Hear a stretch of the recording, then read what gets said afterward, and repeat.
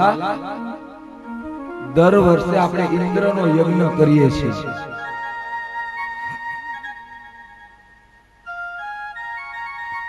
ઇન્દ્રનો યજ્ઞ દર વર્ષે તમે શું કામ કરો છો?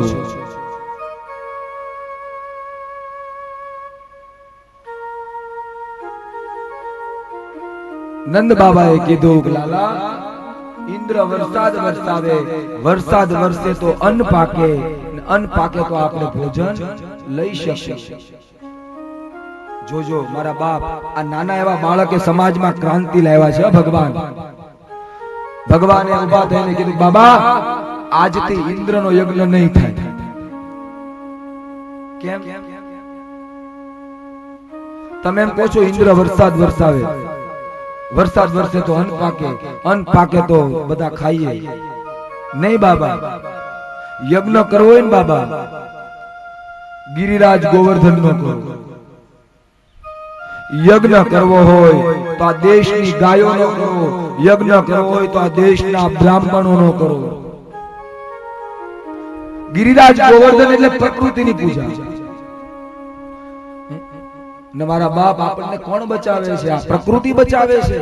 યજ્ઞ પ્રકૃતિ નો કરો. આપણને કોણ બચાવે છે? આ દેશની ગાયો બચાવે છે. યજ્ઞ કરવો હોય તો ગાયો નો કરો. ને મારા બાપ આપણને કોણ બચાવે? આ દેશના સાધુ સંત બ્રાહ્મણ થી આ દુનિયા ટકેલી છે. યજ્ઞ કરવો હોય તો આ દેશના સાધુ સંત બ્રાહ્મણ નો કરો. બાબા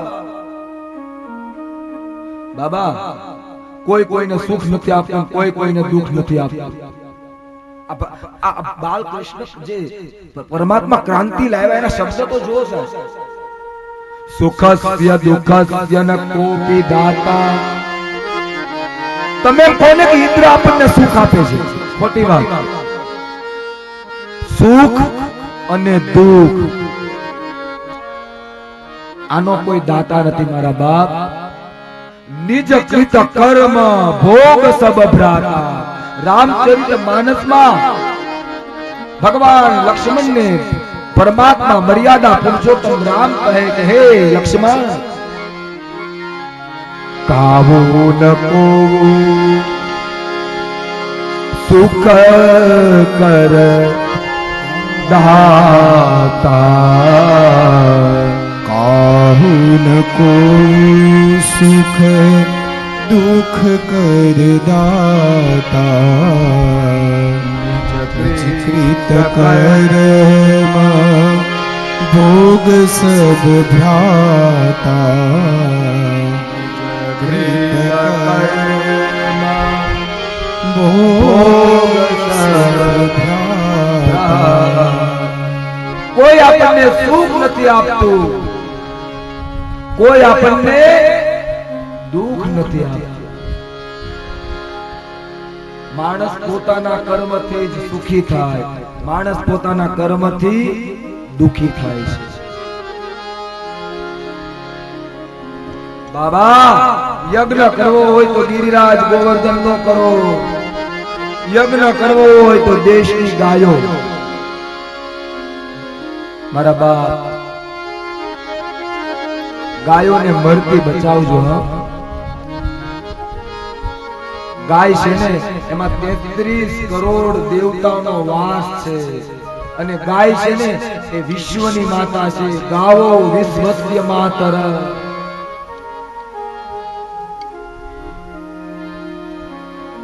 મારા બાપ ગાય રાખજો ઘરમાં, ગાયની સેવા કરજો. તો બાબા યજ્ઞ કરવો હોય તો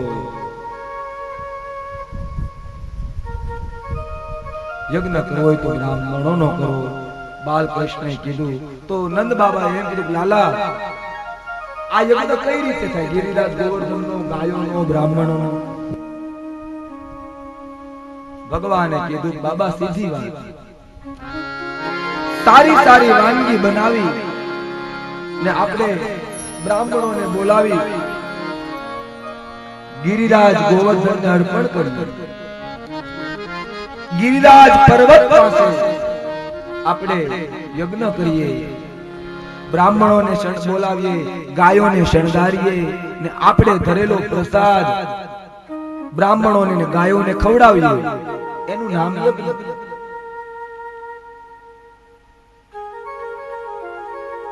ભગવાને આ વાત કરી ને, આ વાત ગમી હો બધાય.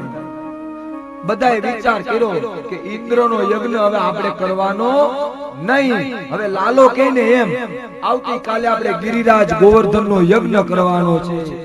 ઇન્દ્રનો યજ્ઞ બંધ કર્યો.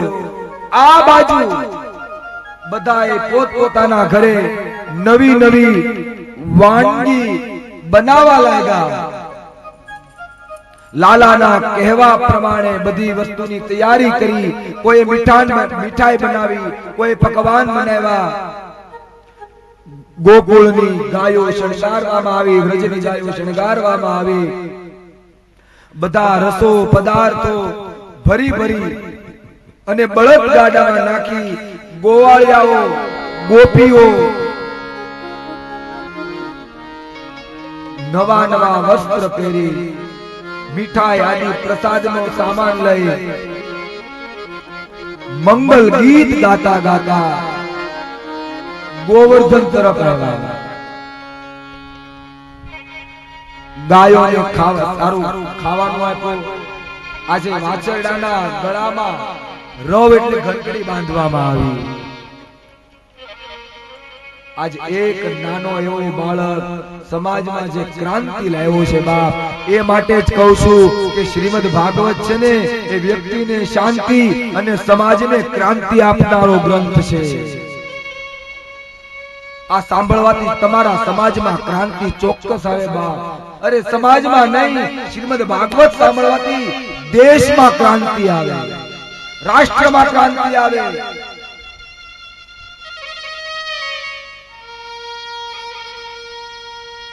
ગાયો આમથી આમ કૂદે, બ્રાહ્મણો યજ્ઞ કરે.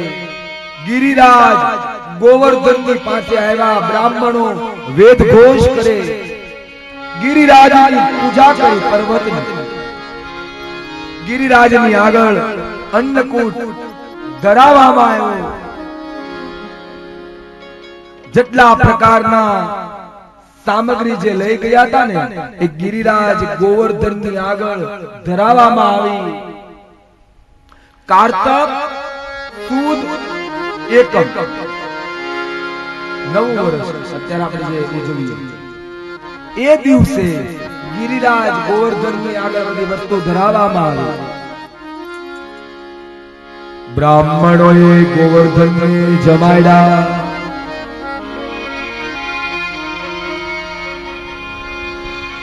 ગોવાળિયાઓએ કીધું, લાલા હે કનૈયા,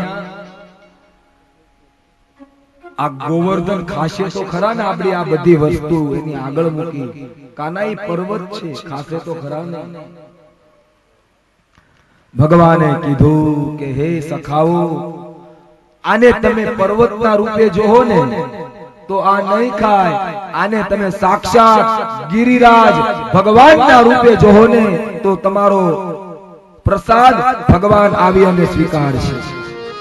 આને ગિરિરાજ ગોવર્ધનના રૂપે જોજો. આ બાજુ ગોવાળિયાઓએ અને ભગવાને બધાને ગિરિરાજ ભગવાનને જમાડે ને ભગવાન પ્રત્યક્ષ ગિરિરાજ પર્વત રૂપે પર્વતની અંદર ગિરિરાજ ભગવાન આવી અને જે આગળ પ્રસાદ મૂક્યો હતો ને એ પ્રસાદ ગિરિરાજ ભગવાને ગ્રહણ કર્યો.